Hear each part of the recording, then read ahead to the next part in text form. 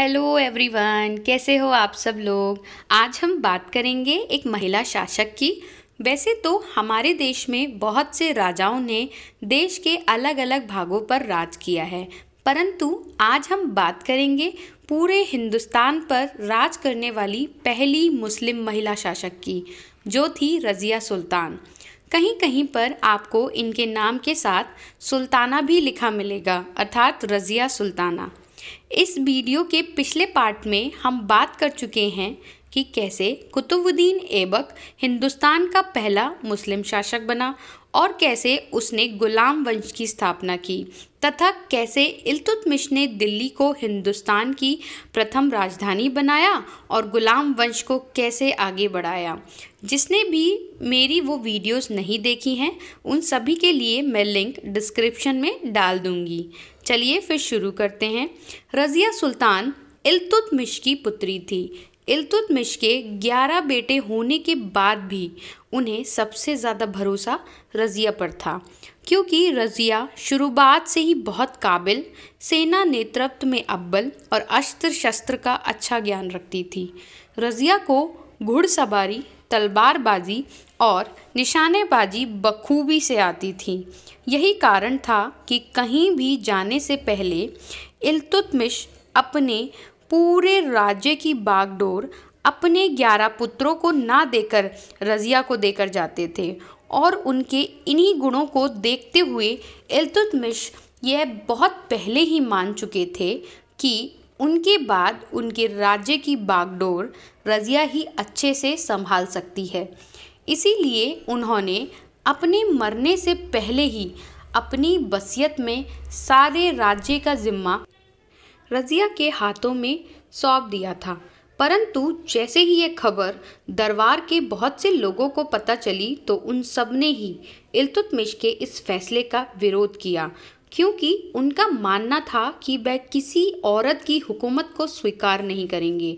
इतने कड़े विरोध के बाद इल्तुतमिश को अपना फैसला बदलना ही पड़ा और अपनी पुत्री को छोड़कर अपने बेटे रुकानुद्दीन को शहंशाह बनाने का फैसला लेना पड़ा।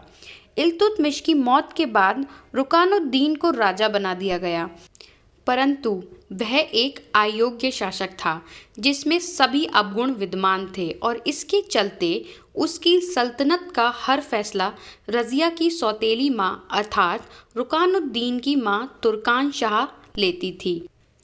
तुर्कान शाह एक बेरहम किस्म की महिला थी।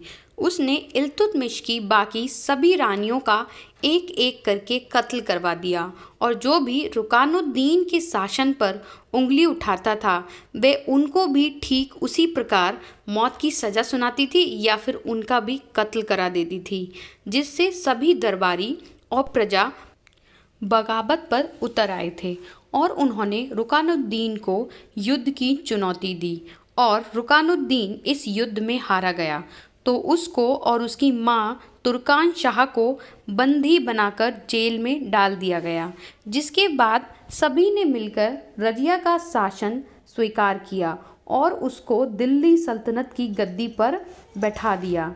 इसके बाद रज़िया ने अपनी प्रजा के लिए बहुत से अच्छे काम किए, काफ़ी सड़कें बनवाईं, लाइब्रेरी बनाई, क्योंकि उसने मुस्लिम शिक्षा के साथ साथ हिंदी शिक्षा को भी बढ़ावा दिया। और लेखक मिन्हाज के अनुसार उन्होंने राज्य की कानून व्यवस्था में सुधार किया और अपनी सत्ता को दूर दूर तक फैलाया। परंतु इसके बाद भी रज़िया सुल्तान का शासन बहुत लंबे समय तक नहीं चला। उन्होंने केवल 3 वर्ष 6 महीने और 6 दिन ही दिल्ली की गद्दी पर बैठकर शासन किया, और उसके बाद उनकी हत्या कर दी गई।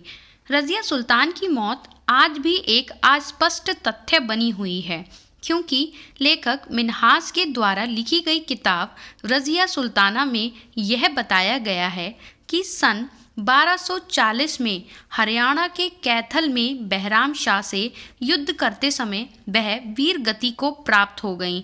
तो वहीं कुछ तुर्की लेखकों का कहना है कि हरियाणा के पास कैथल में उनको और उनकी छोटी बहन को डाकुओं ने कत्ल करके मार दिया। ठीक इसी प्रकार रज़िया सुल्तान के मकबरे को लेकर भी काफ़ी विवाद हैं। उनकी कब्र को लेकर इतिहासकारों के 3 अलग अलग मत हैं। दिल्ली, कैथल हरियाणा और टोंक राजस्थान, तीनों अपना अपना दावा करते हैं। तीनों ही कब्रों पर अरबी फारसी में रज़िया सुल्तान का नाम अंकित है, परंतु अभी भी कोई ठोस प्रमाण नहीं मिला है। चलिए फिर मिलते हैं अगले वीडियो में किसी इंटरेस्टिंग टॉपिक के साथ। अगर आपको मेरी ये वीडियो अच्छी लगी है तो प्लीज़ लाइक एंड सब्सक्राइब। तब तक के लिए बाय बाय।